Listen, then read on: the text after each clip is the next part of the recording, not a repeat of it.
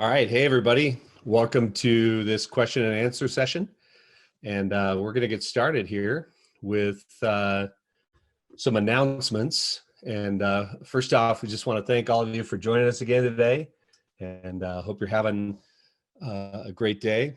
And hopefully everybody's safe and healthy and doing all right through all of this. And thanks again for being a part of what we're doing and for just joining us.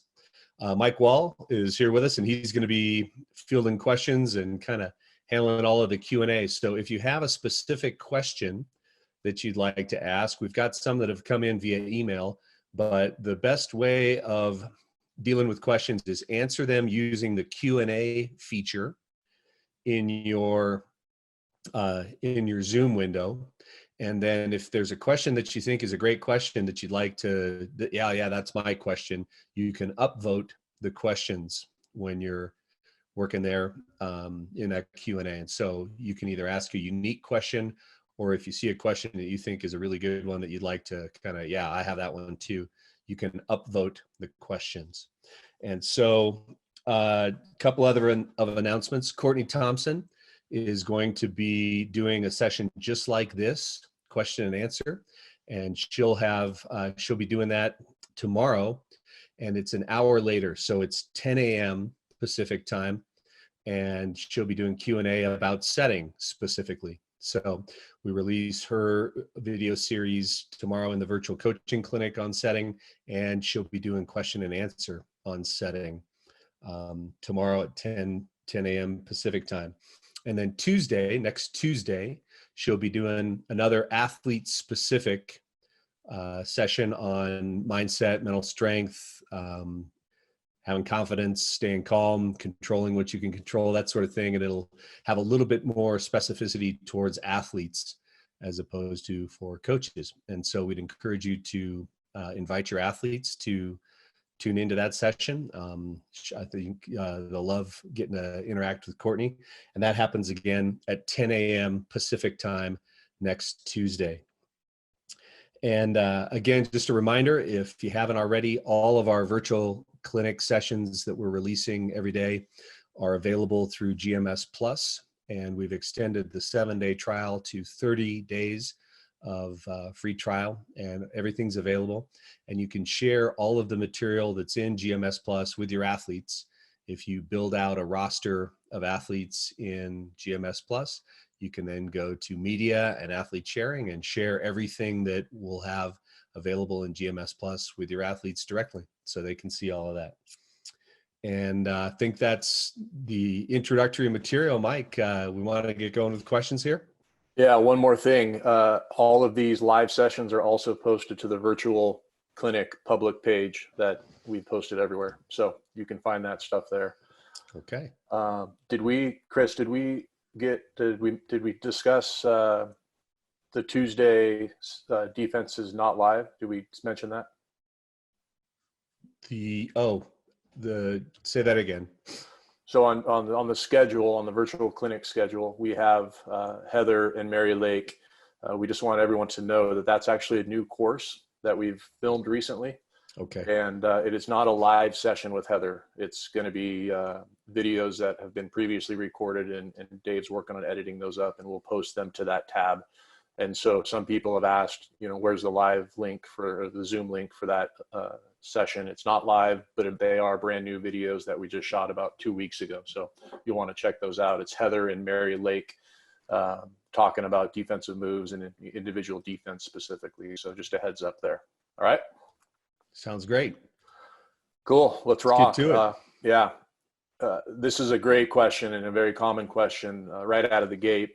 And that's liberos that are better defensively or in serve receive. And it turns out that it's pretty rare to find a libero that is phenomenal in both, right? Seems like there's always liberos that are phenomenal defensively or really great in serve receive, but maybe not so good defensively. And when you can find a libero that excels in both, certainly you found a special athlete. In terms of what you'd prefer, we all know that passing is the premier skill and is going to outweigh being able to dig the ball, but just as a generic statement. But Chris, what additional thoughts do you have there? Yeah, I think it depends to some degree on the level you're coaching at, and it also depends the gender you're coaching. If you're coaching men, you'd the preference is pretty strongly towards a libero who is good in serve receive. They're going to get more opportunities, and the value of good passing is really, really high in men's volleyball. And we talk about, just if you think about the downstream effects of a good pass has a lot of value in men's volleyball. The better we pass, it's a stark difference in how we side out first ball from good and perfect passes than from medium passes, at least on a typical team. And so in men's volleyball, the opportunities to dig and the likelihood of keeping the ball in play on digs it's much less, significantly less than in women's volleyball. And so a dig is kind of, ooh, look, we got this special thing, a dig, that we can actually go take a swing at, versus in women's volleyball, we keep the ball in play a lot. And so dig volume and quality of digs matters much more in women's volleyball than it does in men's. So if you're coaching women's volleyball, and we start to think about, okay, let's look at these kind of, again, downstream effects. One of the things that comes up is we find that almost half of the attacks, sometimes more than half, but it's about half of the attacks that your team is going to take are going to come off balls that you dig versus balls that you pass. And in better leagues, we can position our liberos to end up being where a lot of balls are going to be attacked, so that we can actually put her in a place where she's going to get more opportunities to touch the ball. And if a team is a good team, they're likely going to try to not serve your good passing libero. And so that reduces her opportunities to influence your serve receive, because she's simply not going to get served. So the opponents have a little bit more ability to dictate where the ball goes in serve than they do in attack. In attack, we see it's a little bit more pattern. And so it gets to be this kind of interesting equation as you start running up the level. The value of having a good passing libero is very high at high levels, but they don't get to pass as much because the servers know that they're good and they serve away from them and serve some weaker passers. And the servers are good enough to keep it off of the libero. As the level gets lower, the servers aren't always that good, and the libero can kind of range to a little bit more balls. And so one of the things we like to do in all of these things is talk to you about, hey, you need to make your own charts and you need to collect your own data. And I think this is a really good opportunity to kind of, for your particular level and the kids that you have in your program, because that's another variable, is how much better passing and how much better defending are each of these liberos. They'll both have some degree of both, and find out, hey, when this player is on the court, this is what our first ball side out is. This is what our create and convert. I really like that statistic. Do we dig a ball? Does the ball, do we create an opportunity to score a point? And then does our team subsequently kill that ball? Do we convert that create? And I think that's a really, really useful statistic when you start looking at some of these questions. And so I would do that. I would put a libero on one side of the court, on the other side of the court, see how the team sides out. And then halfway through my drill, I'd flip them and then keep those numbers again. How do I first ball side out? And how do I create convert when this player's over here and when that player's over there? And it gets to be a really interesting question. I think for men's volleyball, the answer is a lot easier, that we prioritize or we value serve receive a little bit more than we do defense. But in women's volleyball, the fluctuation between level and some of the complexity of these questions, I think muddies that answer quite a bit more. And the best thing to do is to just kind of run some experiments in your gym and see what you end up with. Awesome. Yeah, and in the 2000, whenever it was, our last World Championships with the men, we were in the semifinals, and Poland has one of the few liberos in the world that can pass and dig at a high level. He's phenomenal. And we served him 35 or something times, 33 times, and we lost in 5. and he was just diming balls the entire match. So it turns out that even at the highest levels, sometimes we can't keep the dang thing away from the libero. So Yeah. um, Yeah. And it's another kind of unique feature in men's volleyball is because of the jump serve is less controllable than a jump float. You know, the libero has a bigger influence there as well. Yep. All right. We got a popular question here that is somewhat in line with what we're already talking about. So let's tackle this one. Robert, the pros and cons of deciding where to place a libero in base defense, middle back or left back. And it's a great question. Chris, I can start and then pass it off to you, but Yeah. it certainly depends on if you have back row attackers and probably more importantly, are they effective? And so in the men's game, the BIC is incredibly important. It's our most effective play on the national team. And so having our outside hitters in the middle back makes that set a little easier to manage. And so the simplest answer is if you have outside hitters that are equally as good or somewhere close to as good as your libero, and maybe they're a little taller, maybe they've got a little wider wingspan, having that athlete in the middle back is a good deal for a variety of reasons. They can get stuff overhead, they're a little longer, and then putting your libero in left back, then now you have a pretty solid lineup back there. Now, if your libero is substantially better than anyone else on your team, defensively, the cost benefit of that doesn't pencil out. You're not going to, especially in the women's game, you're not going to add enough value on the BIC in comparison to the amount of high quality digs that your libero will provide you when she's in the middle back. So, Chris. Yeah, I'm going to bring up what I think will help us kind of talk about this a little bit more. And let's take a look here. So we talk about principles quite often, and we want to have the systems that we use be driven by principles. And so one of the really important principles for defensive systems that we think is maybe the number one driver is I want to put my best defenders where most of the balls go. And so we got to ask our question, who's the best defender, and you got to figure that out on your unique team. And then we have to answer this question, where do most of the balls go?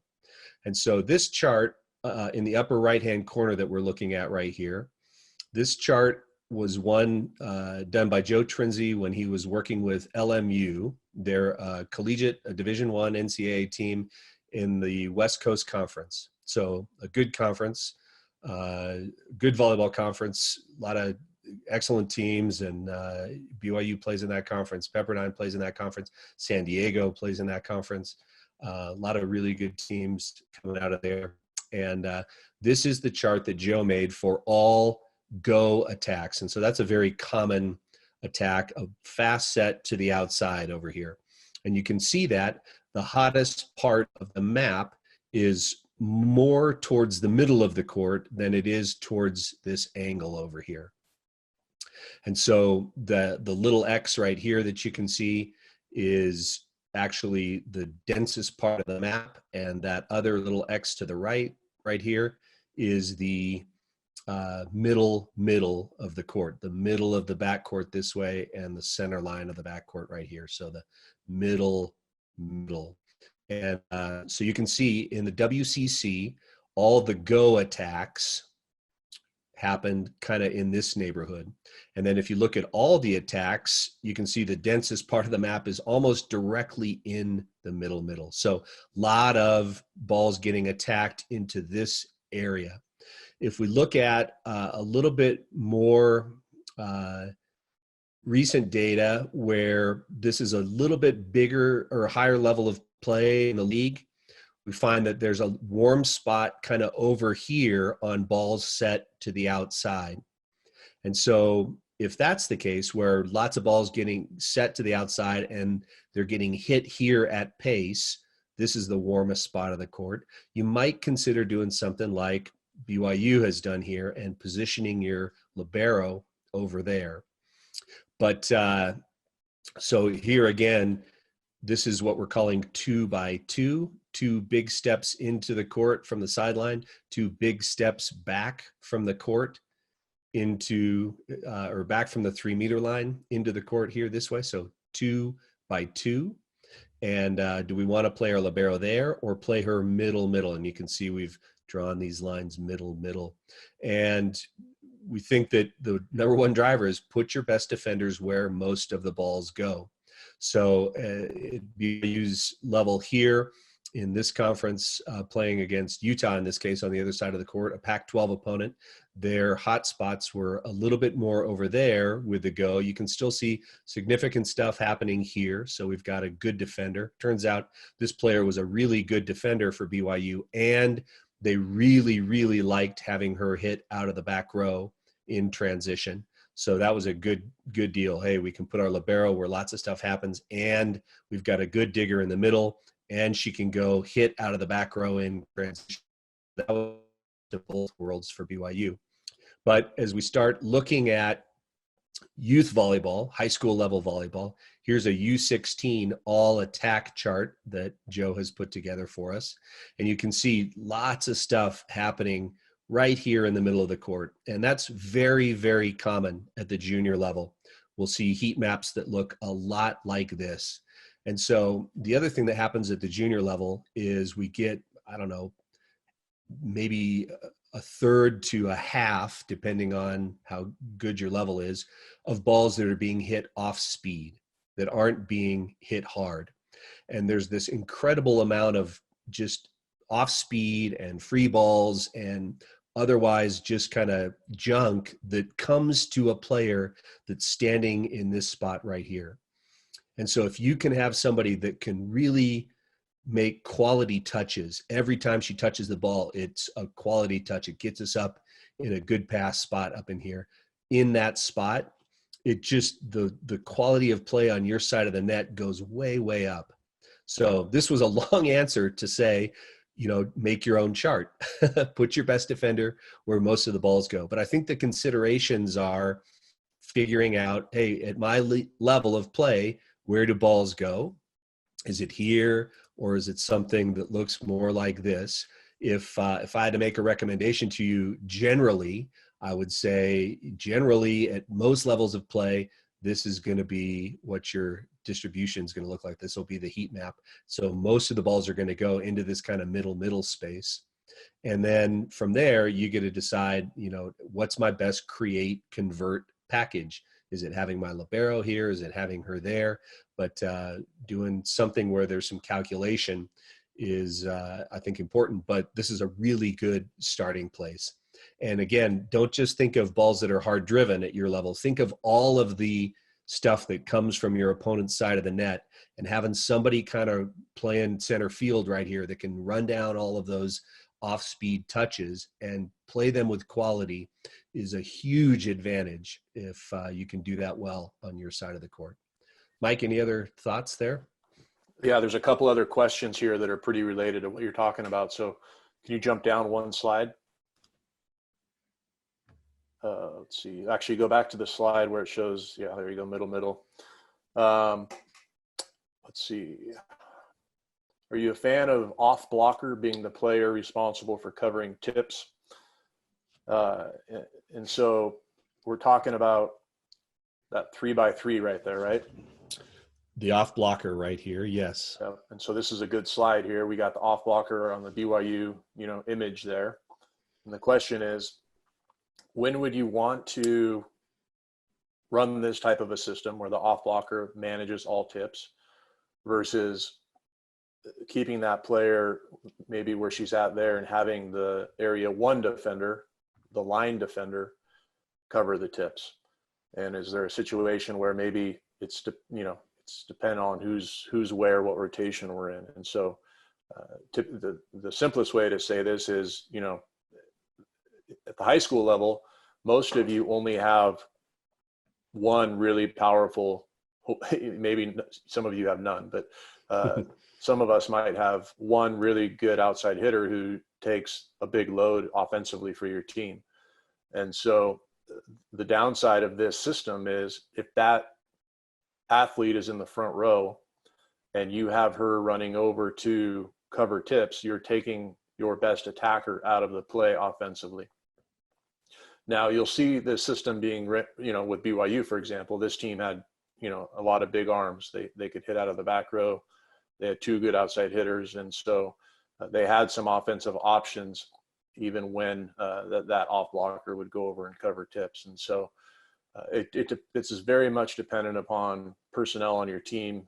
Do you have a line defender that is good visually, that can read and go up there and get those tips? If that person is your setter, do you have a good non-setter, a good libero that can come in and take those second balls? And so, it's a great question. And these are things that depend heavily on the abilities of your players. And certainly you want to get a bunch of reps practicing these types of things in practice. Yeah.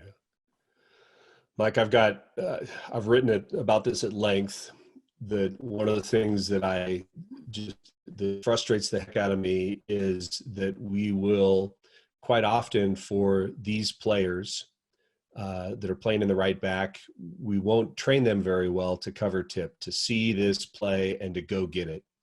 And so what we end up doing is we will move them up always. So because you can't dig back here and cover tip up there, we're just going to move you up here. And that way you never learn to read the game and to be able to do both things, to be multidimensional here. I can be back here and dig hard driven, and I can go get off speed.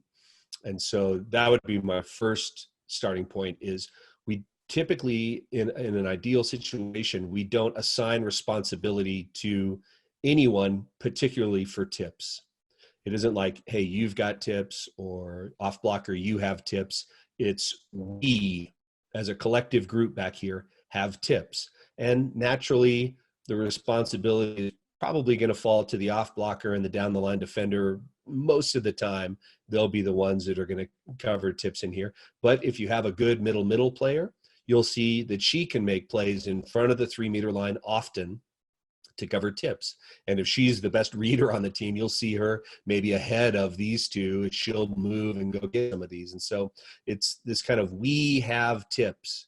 And what I want to do is I want to train everybody so that they can see the game, see what happens, and then go utilize a full toolbox to get on the floor, or to just go be in the right spot because they see it early and play a ball with two hands, and to go cover tips. And so, as you described, there's some definite downside if my off blocker, especially is this outside hitter, has to come and maybe we dedicate her to cover tips. It really creates some difficulties on most women's volleyball, on most girls, junior level teams, to have her come inside and then ask her to go be an offensive presence out in this neighborhood. So if she does cover tips, you might develop, like Mike said, some kind of set for her that happens a little more inside the court so she can cover and play that. And that's something you need to train. And I've found that it works really well to get some specific footwork for her. If she covers tips, do these footwork patterns and then go hit something inside. And so you got to train that a bunch so that your setter can set that set, your hitter can hit that set, and we can have that still be an option if she covers tips, to go at least go get a good swing somewhere over in this neighborhood on the court. For the guys, we found that they were physical enough that if they could cover a tip here, they could still, with some good footwork, go hit a ball close to the outside part of the court over here. So they didn't have to always stay inside. And again, we had some options coming out of the back row, and our middles were pretty dynamic, so we could do some things offensively. But again, there's some complexity to these questions, but my favorite answer is I think the starting point is we don't want to assign responsibility to a position for tips. We all have tips, and if you see it, go get it. And you might be closer, you might be closer, you might be closer, but we're going to train the whole team together. We've got tips collectively, and I want to see the game and go deploy my toolbox based on what I see. Yeah. Okay. Along these lines, Heather has a question about defending against set or dump with 2x2 defenders, and just she's having trouble with it. And Heather, I think the first question to ask is, how often is this happening? And does it happen once a set, once a match? And how much time and energy do you want to put into it if it's not happening that much? And so we have different types of setters. There's aggressive setters, there's kind of medium aggressive setters, and there's setters that rarely dump. And so you got to determine that. But mostly it's just court awareness and vision, seeing what's in front of you. And so when I hear you ask, you know, hey, my players are having issues with setter dumps, there's two issues that could be at play. There's vision. They're not seeing the possibility of the dump coming their way. And perhaps they're not as confident as they need to be with some of their defensive moves getting on their bellies, because that's oftentimes the type of move that'll be needed to cover a setter dump. And so, make sure they're great and comfortable with their defensive moves, but also make sure they're seeing the right things. And really, those two things are probably the most common deficiencies when it comes to covering setter dump. But don't forget, this is kind of one of those things that just aggravates us as coaches, right? It happens one time and we think we need to reinvent, the whole defense around it. Don't worry about it too much if it's only happening once or twice a set. But every now and again, we're going to face a setter who's highly aggressive. And in those circumstances, maybe we have to handle that with our blocker, not our defenders. But yeah, in summary, I work and making sure they're super comfortable with the defensive moves is how I'd answer your question there. Mike, there's a couple things happen. We've got this slide up here. And as you talked about, if we can leave our 2x2 defenders at 2, it really allows us to be better defensively on anything other than a setter dump. And so if we decide, hey, this setter dumps so much that I need to bring somebody up into here to cover it, or I need to bring somebody out or up into here to cover it, I reallocate one of these two players to deal with setter dumps, it really creates some difficulties for that player to get into good defensive position if the setter doesn't dump. So they end up almost useless if they've moved up to cover this tip. And so exactly like you talked about, if we can teach our players to stay back here, see the tip and manage it, that's a much better solution than trying to bring somebody up. But if we have to, if the setter dumps so much that it's actually hurting us and she's scoring a lot of points and we just simply can't get to it because she dumps too fast or, she's too good at it, then we could bring somebody up. But just understand when we do that, it really takes that player out of position to be good at almost any other attack type that's going to come. And then you said something else I think that's really important. We need to teach our blockers that they don't have the setter tip. Don't you worry about the setter tipping. You block attackers. And if we need you to, we will change up so that our system, if the setter is tipping so much and she's scoring so many points, then you guys can deal with it. But I really like to teach our blockers, hey, you're defending attackers. The back row, we've got the setter until we tell you otherwise. And it just frees up your blockers to be a little less jumpy on tight passes and to worry less about that, knowing that they're defending attackers rather than defending the setter. And that we'll defend the setter with our back row, either by leaving them where they are or by reassigning one of these wing defenders to kind of move up. But we know kind of that comes at a cost. And then if the setter tips a lot and you have to deal with her as the blocker, that comes at a cost as well. Awesome. All right. The most popular question right now is related to reading and reacting. How can we get better at reading? How can we get faster at reacting? And I think, Bill, there's a couple things here that just to start with. First and foremost, I think that the element of surprise is the enemy when we're dealing with our individual defensive players, right? It's the athletes that are in the back row. They're a little bit maybe tuned out. They're distracted. They're not seeing the right things, and the element of surprise is hurting us. And so I like to talk about, being cognitively loaded, have a little bit of an aggressive mentality on defense, kind of, all right, bring it, I'm going to dig you. And teach your back row defenders that mentality, make it a challenge. It's me against you type of thing. And that tends to help mentally engage them earlier, allows them to move faster and ultimately get to the ball faster. And so there's a little bit of a mentality piece of it that will speed up the reaction time and try to eliminate some of the surprises that may happen on defense. In terms of eye work, our defensive players tend to get forgotten a little bit. We focus so much on blocking eye work because it's a really hard skill. And so oftentimes our defenders will know what ball setter, ball hitter means, but we're not watching them, we're watching our blockers. And so it tends to lag a little bit. And so I think with our blockers, it's so important for the eyes to get to that setter as quickly as possible. We say ball, setter, setter, setter. And when your blockers watch that setter for a long time and they get on that setter early, early eyes are going to equal faster movements, and late eyes to the setter are going to equal kind of jumpy, slower movements for our blockers. With our defenders, it's a little different.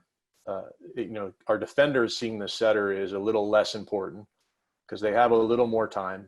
And so we like to say ball, setter, and you could argue this both ways. See the set really well, and you got to see the hitter really well. And so we know that hitters hit where the set takes them. And so, if you can teach your back row defenders to see the set and then get your eyes onto that hitter and really watch that hitter for a long time, that's going to help them see the right things and react a little bit faster. So when you look at ball setter, ball hitter, the eye sequence, it's not the same for our blockers as it is for our back row defenders. We're kind of emphasizing some different stuff. And so I think those are my two big things. You got to teach them this mentality where it's me against the hitter. I'm going to dig you. I'm engaged. I'm ready. And then there's this ball setter, ball hitter component where I've got to emphasize the right parts of the eye sequence so that your athletes, defenders are spending their visual resources, if you will, watching the right thing for the longer amounts of time. And that's going to be the set and the hitter. So I think those two things can have a big impact on getting your athletes to read a little bit better and react a little bit faster. Yeah, Mike, Heather Olmstead at BYU made some really great points and some work that she did for us recently with about being stopped as well. And one of the things that she likes to talk to her athletes about to get them to react quicker is to be stopped when you're making this read and the hitter is about, preparing to hit the ball. If you can be stopped and balanced and ready to move in any direction, that really, really helps your ability to kind of create reactions in the right direction. And so often what we find is if you watch film, athletes are on the move, even subtly, one way or another at contact. And so their weight is leaning in a certain direction. And if the ball doesn't go that direction, it's almost impossible for them to kind of rebalance and go pursue a ball in another direction. So Heather really prioritizes being stopped as part of being able to be fast. If you can be stopped and balanced, now I can react with this good vision that Mike talked about and go get the ball. And then the other thing I just want to reemphasize what Mike talked about is it's back row defenders get lost a lot of times when we start playing 6-on-6 or start playing full defensive volleyball. They don't get coached, and much more happens in your back row than with your front row. You're going to dig, 10-1, 20-1 more balls than you're going to block. And so improving quality of digs and number of digs, volume of digs should be a huge coaching priority.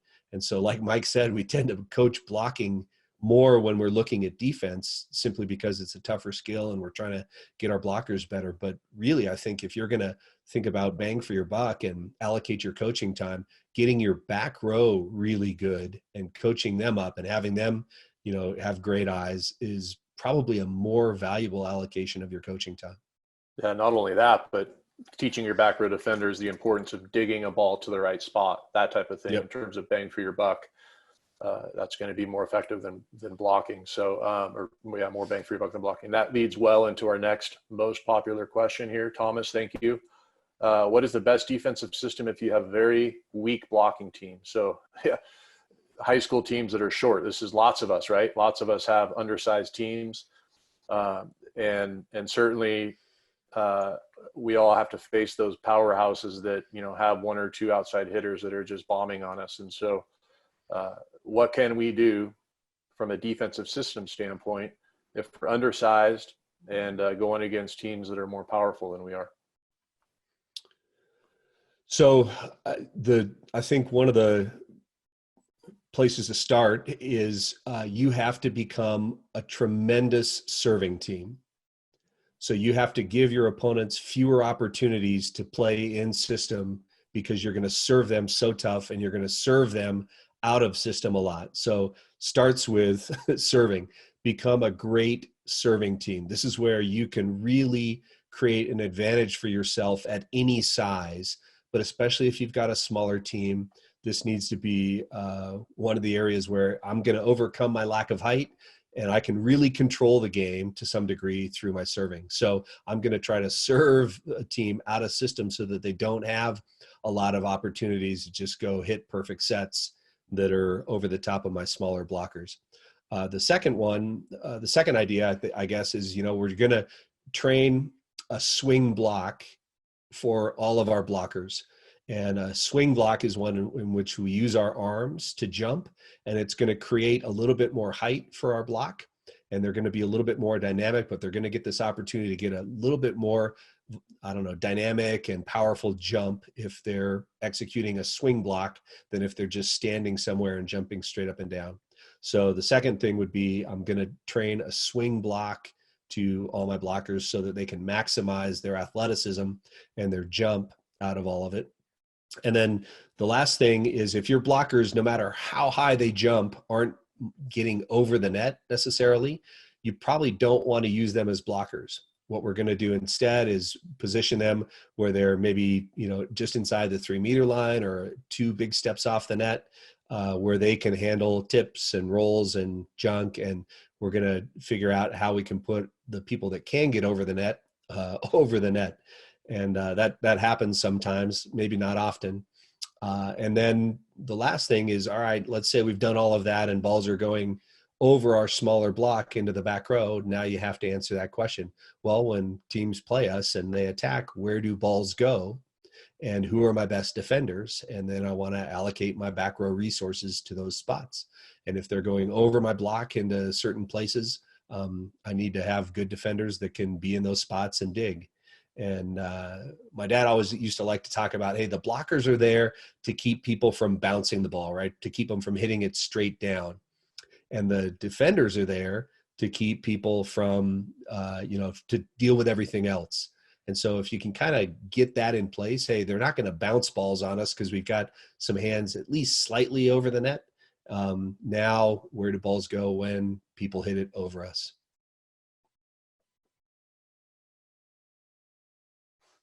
Mike, you're muted. Sorry about that. In a defensive system with a shorter setter along the same lines, high school level or club, would you ever consider peeling her from the block to take a tip? There's certainly some international men's teams that are top 5 in the world right now that do this. The French team does this. And when some of, depending on which Brazilian setter is in there, they will peel their setter back and let their big middles go do some work out there. It's a little bit of a scenario driven play. It's not every time. I would say they do it, I don't know, a few times a match probably. It's not happening all the time, but if it's at the end of a set and it's tight and they know that we're targeting that setter, then perhaps they would make that play. So Carl, I think there are high-level teams doing it. It's probably situational, and I will say this: there's a lot of short setters in the men's game right now internationally that are highly effective at soft blocking. Our guys go up and they take swings and maybe they're overestimating, or getting a little greedy and they end up soft blocking. And so if you have Like, it should be noted, they're not putting up like a soft block. They're putting up the best block they can, but they just get touches, huh? Yeah, they get a lot of touches, and there's still two blockers in front of that hitter. They're taking up space, and it turns out that that hitter's not always going to hit line, and so yeah, Carl, it's a situational deal, but you can look back to Courtney Thompson at the University of Washington. I don't think she ever did this. I think she pretty much was in a bunch read and just would go up and try to get touches all day long. And so that's, just because you have a short setter doesn't mean they can't make some plays. And so, yeah, you certainly have that option. It is happening, but generally speaking, I would say teach your setter to go out there and try to get some touches, some soft blocks. Yeah. Two thoughts. Number one is, as you think about, success for your volleyball team, what factors into success at almost every level, outside of maybe kind of U12 where it's serve and pass, the single most important factor in success is how well you attack. And that's driven in large part by the abilities of your hitters, but it's also controlled quite a bit by your setter. And so a setter's value increases as the level gets higher, and their real value is in their setting. And if your setter can set, if she can locate well and keep your hitters in rhythm, then that's a hugely valuable thing that you've got there, is a setter that can set balls well. And so if she can't block, I'm going to live with that. And if she can't do a lot of these things, if she's not a good digger, if she's not maybe a great server, but she's a great setter, it really, really impacts your success as a volleyball team if you have a good setter. And so setting is the priority. And so don't sacrifice, good setting for better blocking or something like that from that position. And then the other thing that comes to mind is BYU last season played with a freshman who is, I don't know, slightly undersized maybe as a setter. And they tracked, and teams attacked worse when she was in the front row than when she was not the blocker, when they had their opposite blocking. Teams were worse attacking against her than they were against their bigger opposite that put up this, conceivably bigger block. And what they found was teams were trying to go over her or around her or target her, and they would make errors. They'd make mistakes. And so even if you do have a smaller setter up there, that doesn't, like Mike say, guarantee that teams can hit the shots they want over or around that smaller player. But and the last thing is just, I'll go back to it again. If your setter can't get over the net at all, she's that small, or just that her jump doesn't get her over the net, then I think, yeah, it's probably a good idea to reallocate her somewhere, peel her off and have her dig balls or cover tips or something like that. But that gets to be tricky, and it compromises your block to some degree. You can't be good everywhere. And so you have to make a lot more calculations about what you're trying to do. And you have to adapt some systems in ways that require quite a few more reps and a bit more planning. And it's more work if you decide to peel your setter off and not block with her. You have to really kind of figure out, well, okay, how are we going to do this? And so, yeah, it's more work to do it that way, I think. Yep. All right. Let's see. There's a couple questions that are related to middle back defense, middle defense, and left back, and how one of them is there a specific footwork pattern to manage the deeper swings, maybe that go in that deep seam. And also there was a question earlier related to, the spacing between the left back and the middle defender. And I know that's a common question, and that is one area of I don't know, you could call it ambiguity, where that left back defender has a little more freedom to read and make a response to the situation. So I think there's just some questions surrounding how to manage deep swings into the corner and any specific footwork or responsibilities that are associated with that. So if you're talking like a ball maybe that's been clipped off the top of the block, that's going deep, kind of back in this neighborhood where she couldn't jump up and grab it with her hands or dig a ball overhead that way, where she actually turn and pursue, we don't have specific footwork. And I think that's just, hey, we're going to do the best we can. She has to, again, if she stopped and balanced, she'll be able to make a better move than if she's kind of leaning one way or the other. But a lot of times those balls are a little unpredictable coming off the top of the block that get bounced kind of into these deeper areas. It's just, we're going to try and encourage them to turn and run and make some plays with their platform or however they can make those plays. So there's that aspect. We don't have, or I haven't seen trained specific footwork for pursuing balls back this direction. Hey, I'm going to pivot this way or do that. It's just do the best you can from a balanced position and go use, whatever athleticism you have to go chase that ball down and make the play that you can. And again, that's something that we can practice, and we can train, and we can toss balls over their heads that they have to go pursue like this. Mike's kind of the other aspect of the question that Mike talked about was one of the things that we recommend is if you've got a defender here, she needs to decide, can this ball be hit hard at me in this angle here, this sharp angle, which at lots and lots of levels, the answer is going to be no. That doesn't happen very, very often where they hit a ball sharp cross court like this. And so what we encourage our players to do is, I'm going to make this little shift this direction to cut off or get in line with the corner. Whoops. And so I just want to get in line with the corner here where this kind of gray area or gray circle is. And so I'm cutting off the corner with the hitter here. And so once I position myself to do that, I'm going to make this little quick 3-step shuffle, face the attacker.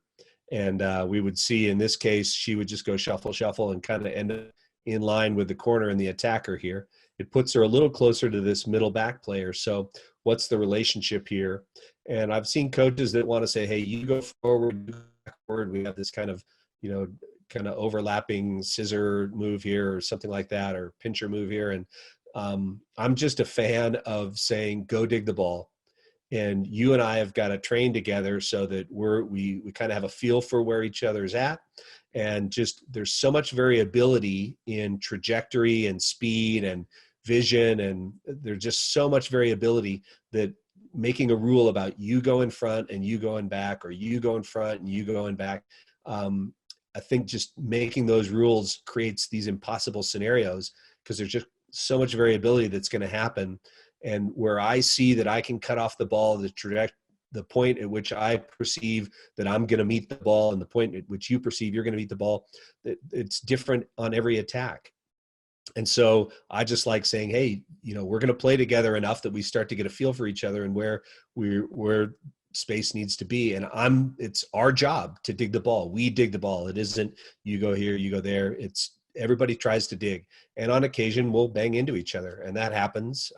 If you watch volleyball at every level, people kind of bump into each other back here. And it's part of playing volleyball that, hey, we're going to have some kind of physical contact every now and then. But I think with enough training and enough kind of development, what happens really well is if both players are stopped, they see the same thing and they go make their moves. And then when we're seeing things well and we're moving kind of in tandem, that minimizes that physical contact and creates some efficient digging there.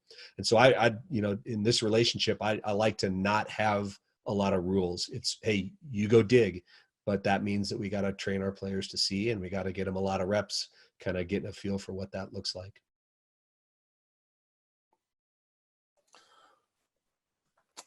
Let's see, while you have this pulled up, Chris, can you go to the power versus depth slide? Sure. Looks like it's slide 10 here. I noticed at college level or Olympic level, typically in the men's game, the middle back will sometimes be way deeper, even times when they're beyond the end line. And they're just wondering, is this due to a scouting report?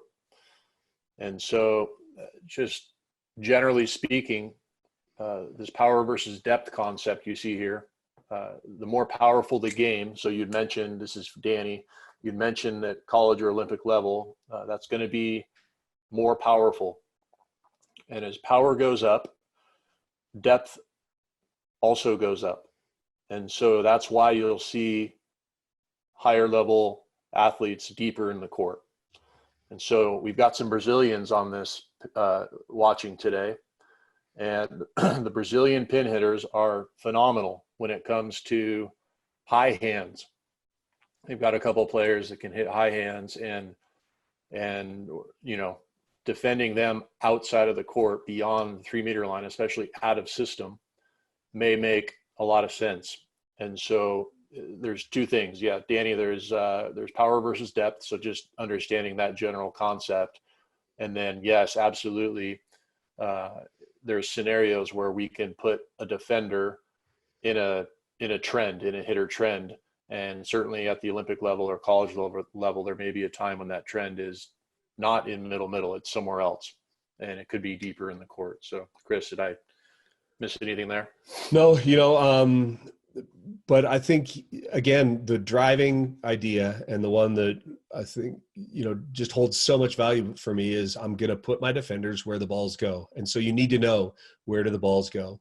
And even at that level, even at the highest level, if you chart where balls are attacked to, here's pro men, you'll see something like this.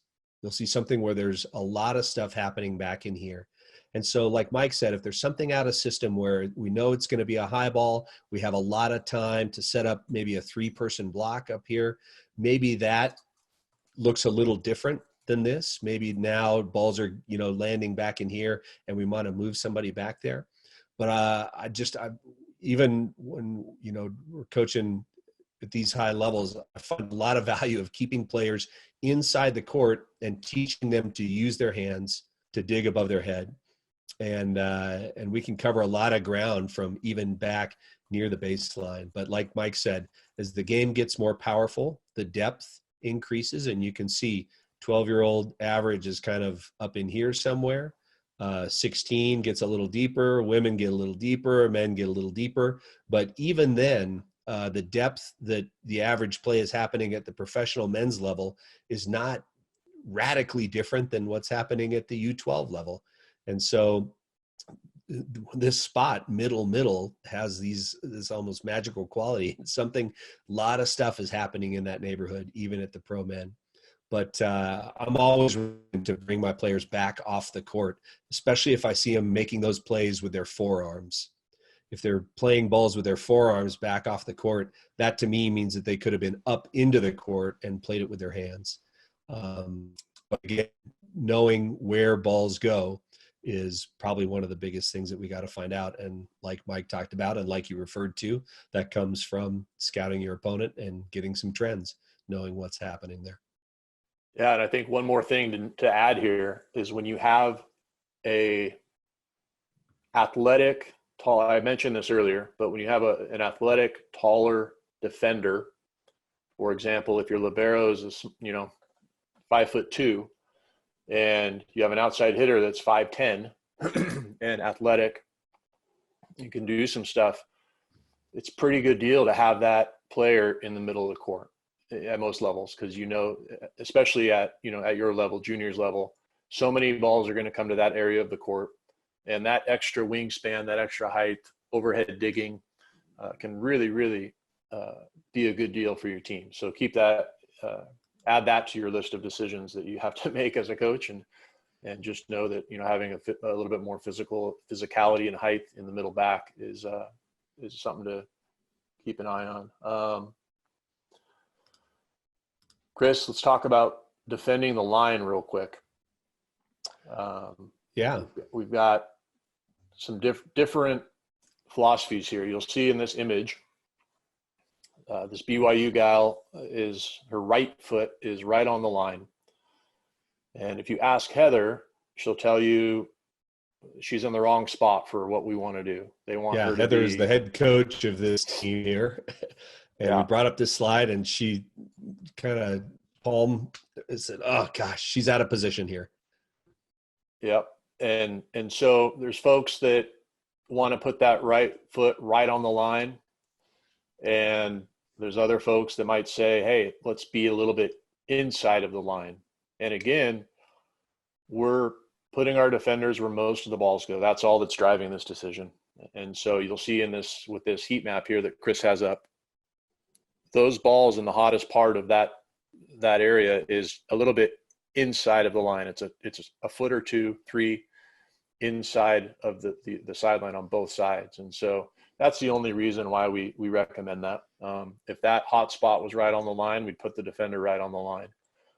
So yeah, we're just letting the principles and the data drive that decision. And certainly there could be a defender or an attacker, for example, the Polish guys and some of the smaller outside hitters that are cagey and have a tremendous hitter's toolbox will do some different stuff that would maybe require us to be somewhere else, maybe right on the line or maybe shallower. They do a lot of tipping and wiping and power tipping.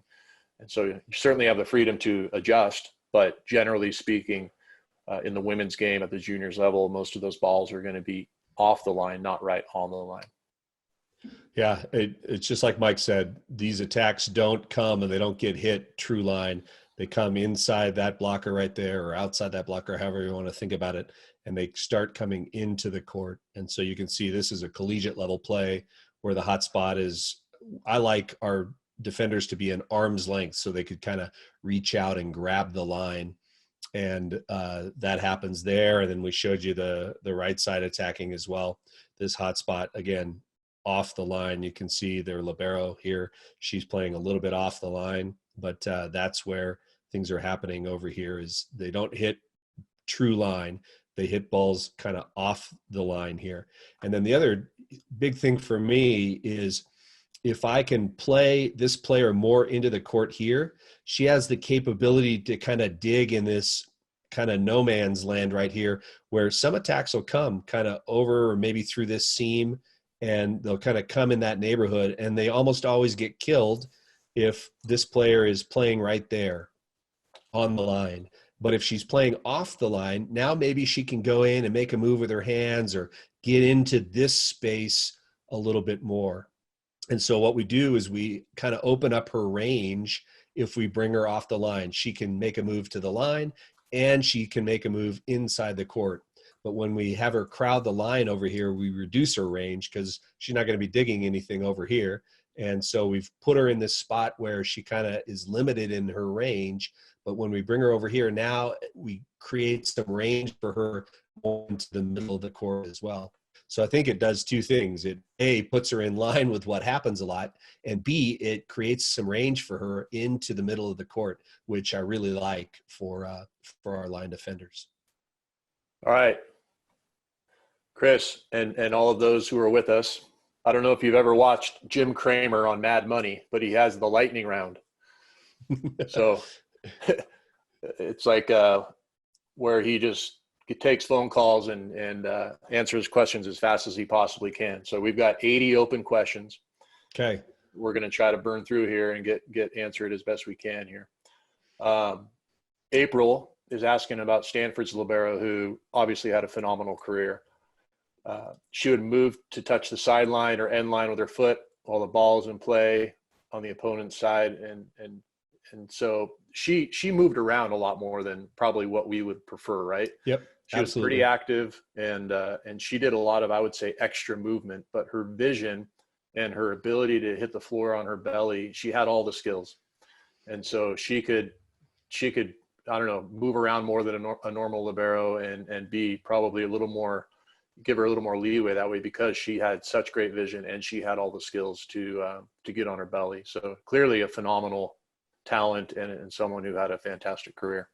Yeah, I would say it's one of the traps that we fall into as coaches is we look at players that have unique ability. She was completely unique. And we say, oh, that should be good for everyone. And I'm going to train that.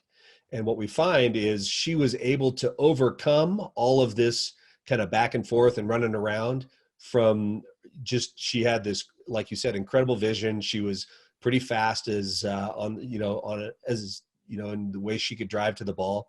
And she had a really good skill set of getting on the floor and making hard plays, some of which she made hard for herself by all the moving around that she did. And so, it's like, hey, let's do what she does. Turns out 95% of the kids you're going to coach can't do it the way she does it. And so I'm much more a fan of get stopped, be still. Your vision improves when you're standing still. Your ability to react improves when you're standing still. Your base of support is ready to push fast when you're standing still. And so I'm much more for the general population, an advocate of being much more quiet and stopped and still than she was. But again, she got it done, but I think she was an exceptional talent and a very unique athlete. And she was able to do it her way, mostly because of some some exceptional gifts, as opposed to, hey, this is a really good way to try and do things. All right. Jim Kramer wouldn't have liked that long answer, Chris. My bad. He'd be scolding you right now. Hey, one quick one. Do you typically block versus the back row? And I'll just knock this out quick. It depends on if they're effective or not. And at the juniors level, there are athletes, we can't say it's universal. There are athletes at the juniors level that can kill the ball out of the back row. And so it just depends. There are also an enormous amount of athletes at the junior level who are getting set and are not effective. And that's probably a higher number. It is a higher number. And so I'm perfectly fine not blocking a back row attacker if they're not effective and if they're undersized and they can't take a good rip at it. You're going to be more successful defending that play with your back row or backing your blockers off the net. So that's my quick and dirty answer to that one. Chris, I'd like you to answer this one. What is your answer to coaches who say that it's easier to keep balls in front of you, so the perimeter, versus a middle? It is probably easier to keep balls in front of you and dig them with your platform than it would be to move up into the court and to have to use your platform and your hands and all of that sort of thing. The trouble with that is if you move players back onto the perimeter so that they only have balls in front of them, there's going to be some huge percentage of balls that are going to land in front of them that they'll never have the chance to dig simply because they got bounced in front of them. And so we want to put players where balls go. So we're going to move them up. And that means some of them are going to get dug with their platform, but we have to train a series of overhead skills. And so they got to be able to dig balls with their hands as well. And so, yeah, it's probably easier for sure to just dig balls with your platform. But if you put yourself in a position where you can only dig balls with your platform, there's going to be this really, really high percentage of attacks that never even make it to you because they're going to bounce in front of you. All right, now we're talking.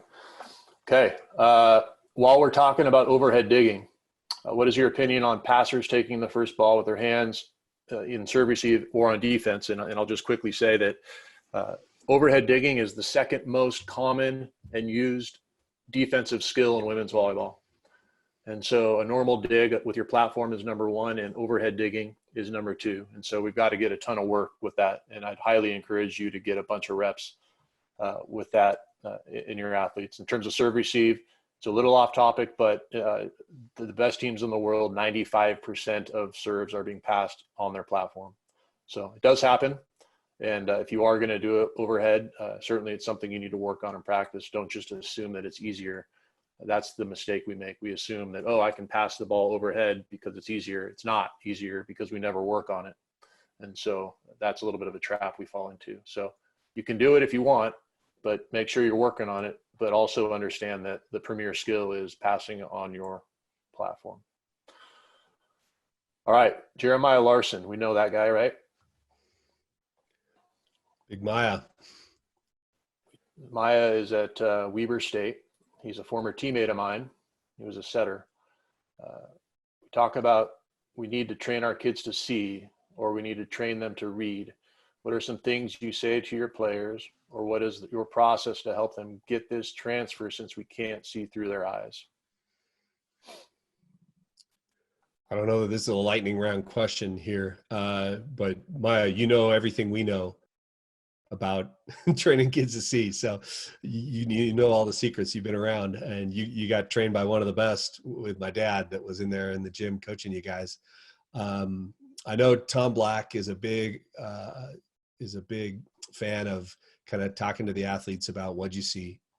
And so I think those kind of questions just help me, describe to me what you saw. And a lot of times when we're in a match, we don't know what we saw. It happened. But in practice, we kind of want to get our kids into this mindful mode where they kind of could go back and think about, I saw the set was dying inside a little bit, And then I saw the hitter kind of didn't quite get to the ball, and I saw her tip hand coming up early. And so I read a tip, and, and kind of have those conversations with them.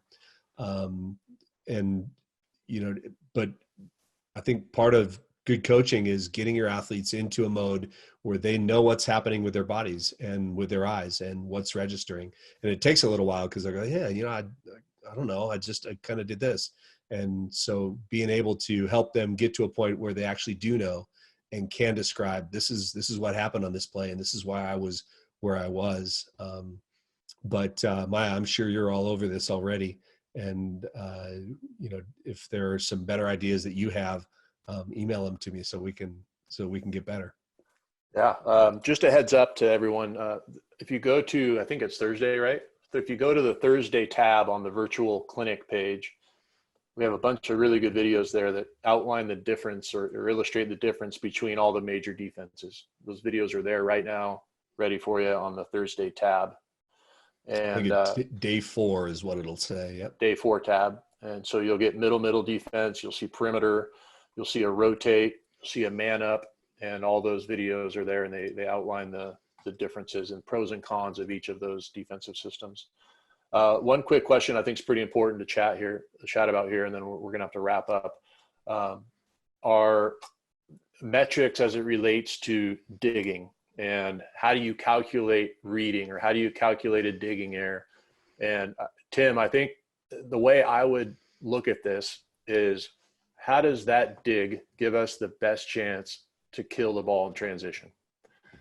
I think if you're gonna measure it, that's probably how we'd want to do it. And the reason I say that is we know that a poorly dug ball, let's say it goes to area 2 on the court, is going to be much harder for our setter to manage than a ball that's dug, say 20 by 10 right in the middle of the court, high and off the net. And so I would measure it that way. And if your kids are digging the ball too tight, they're digging the ball to one side of the court or the other, and you feel like, hey, that swing was manageable, you're a really good defender, and we need to have higher standards than that, I would stop the play absolutely, because the quality of that dig is highly, highly correlated with hitting efficiency in transition. And so that's what I would measure, just quality of the dig given the challenging situation, the challenge of the situation. Is this a super gnarly swing and we're just stoked to get it up? Or was it kind of a off-speed shot that player should be able to dime and get it into a spot that's really easy for the setter to manage? And so I'd measure it that way. And then, transition attacking is so highly correlated to dig location and your setter's ability to get to that ball. And that could be a metric that you can use also. But I like to say the best bang for your buck by far is establishing targets in your gym. And from a digging standpoint, it's establishing targets high and off the net, and giving your setter time to put up a good swing or put up a good set, and letting your hitters do the work. We're not going to worry about deception or being tricky, especially in transition. We're just going to put the ball to a good place, go make a good set, and let our hitters do the work. That's huge bang for your buck. And so that's the metric I'd use. And it's fairly, easy to track, and your eyes will certainly kind of get accustomed to watching for it in practice. Hey, that's a totally manageable swing. We got to dime that dig, put it in a place where we can turn it, and they can pick up on it pretty quick. It keeps them mindful in practice. Yeah. Tim, I think a couple other aspects to your question here, it's a little bit tough to do what you're asking to rate diggers. And so I've seen statistical systems in which they'll define some kind of bubble around a player. Like, this is what we're going to define as a diggable perimeter. We think that you should be able to dig balls that are hit into this kind of bubble around you or perimeter around you. And then it just becomes a calculation of, did you dig it? And I think that equation then mixes with what Mike's talking about is, did we kill the subsequent dig? So there's this kind of create percentage, and then this convert percentage of the balls that were hit in your diggable bubble. How many did you create? And then what was the subsequent convert rate? And so that's one way of doing it, and I've seen that done. And so that requires that you define what that diggable perimeter looks like. Is it simply the whole zone that you're standing in? Is it some kind of 2-foot thing around you, or 3 or 5, or whatever the case may be? If you're going to do it that way, it's nice to have some standards, and it's nice if the same person is coding that the whole time, or rating that the whole time, so that you get some consistency there. And then the other part of your question that was interesting is, do you have kind of aspects where you say, you didn't dig this for these reasons, or that sort of thing? And I think that's a lot harder to do statistically. And so what we would like to kind of use is, if you've got this perimeter and we see you have a low percentage of digs, now let's go back and watch the film and find out why. Is it because you're moving? Is it because your eyes are on the wrong things and it seems like you're getting late reads to things that you should have been seeing earlier? So I like to kind of use the numbers to drive some attention of mine onto video. Like, oh boy, this person has a low dig percentage of balls that that are into their area, but they don't dig them. It's pretty low. Let's go back and look at the video with them and kind of try to pick apart, why is this happening the way it is? Or if somebody has a really high digging percentage, what can we learn about what they're doing well to kind of see that? But again, that it's a lot of manual work to do that, because you have to actually go in and watch the film and go, okay, this ball landed in the bubble or it didn't. And did they dig it or not? And so it creates some work, but I think I've seen teams do that with relative success, and it provides some value for them. But that's pretty high level stuff. Yeah, Chris, let's do one more here. And I think Okay. we should tackle, for those of you coaching little kids, 12s, 13s, 14s, we're going to talk about the reverse of what we talked about previously, right? If we're talking Brazil men, power versus depth, then we're going to get deep into the court. If we're talking 12s, 13s, 14s, it's the opposite, right? Those kids are less powerful, and those balls are going to fall shallower in the court. And so our defensive principle is put defenders where lots of balls go. And certainly at the younger level, you could justify moving some of your defenders up, right? And also, what would you potentially want to do with blockers in that case? So how would you answer that question? Yeah, I was uniquely positioned this season to kind of see a lot of that, because I had a daughter playing U12 and a daughter playing U13. So I got to see quite a few of those kinds of defensive systems. And so one of the things that's kind of interesting to note when you look at the U12 shot chart here, this is everything coming over. So free balls, attacks, rolls, tips, setter dumps, over on ones, everything that happens, all the junk that comes over from your opponents kind of goes here. And so you can see there's still a lot of stuff that happens right in this neighborhood, right in the kind of middle, but up a bunch. And so what I like to do, and you can see some stuff happening here, a little bit of kind of junk that happens when balls come right over the net and the player in the middle happens, some stuff over in here. And so what I like to do with this level of play is I'm going to take my traditional middle defense, and I might just leave these players where they're at, but move them up a little bit. And then I want to bring these players back to where they can kind of get some space to handle the short stuff that comes over. And so I probably wouldn't block with my little U12 team or my little U13, maybe 13s, they start to block a little bit. But at the level that I was watching, the U12, U13, it was probably a better idea to just bring them back off the net into some position where they had some room to see the ball come over and then could play it somewhere. So I would have a system where this player was kind of over in here, this player was back in here a little bit, this player kind of came over in there. I'd leave these players about where they were, and I'd move her up into this space right here. So we'd have kind of this piece covered here, and then this piece covered with just front row. And then I would always, as much as possible, try to encourage 3-contact play. So if the ball comes over, we're trying to go pass, set, hit out of all of this. We're not trying to play the ball back over the net.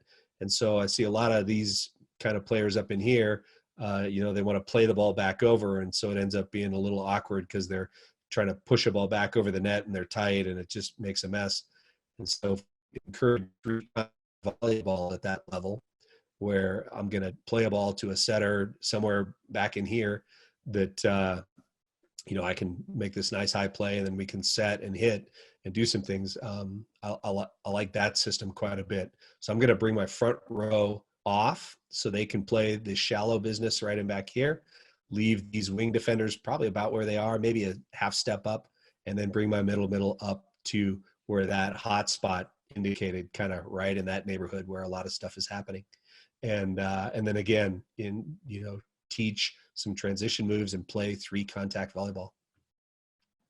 Right on. Yeah, I think in summary, it's just hopefully you see that when you go about this with some principles and with, really learning the abilities of your players, that there is a fair amount of adjusting and tweaking and flexibility that's allowed depending on the level that you're coaching. But what we've seen is that across all levels and genders, that the middle of the court, regardless of how big the block is in front of you, is a very, very active area.